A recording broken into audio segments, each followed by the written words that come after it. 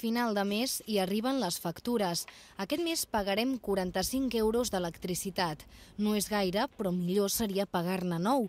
Segons Fexa Endesa, podem estalviar-nos el 80% de la factura amb alguns trucs que podem aprendre gràcies a aquest simulador de consum. Primer consell, apaga la tele, el DVD o la pantalla de l'ordinador en lloc d'utilitzar-los en stand-by quan no els fem funcionar.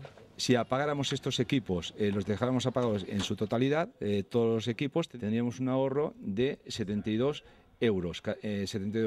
Y luego dejaríamos de emitir a la atmósfera casi media tonelada. Segon consell, canviant les bombetes normals per altres de baix consum, podem estalviar-nos gairebé 400 euros a l'any.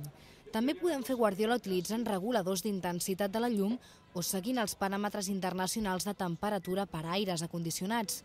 Així, ens estalviarem diners i alguna discussió a l'oficina. Hay una especie de recomendación de hace unos años que sería la de 25 grados en verano y la de 21 grados en invierno. Son temperaturas de confort, y que sería muy interesante el poder gestionar esa climatización a nivel de elementos de tecnología para tener ese ahorro. Segons els experts, una diferència de 12 graus respecte a l'exterior pot ser fins i tot poc saludable per al nostre cos.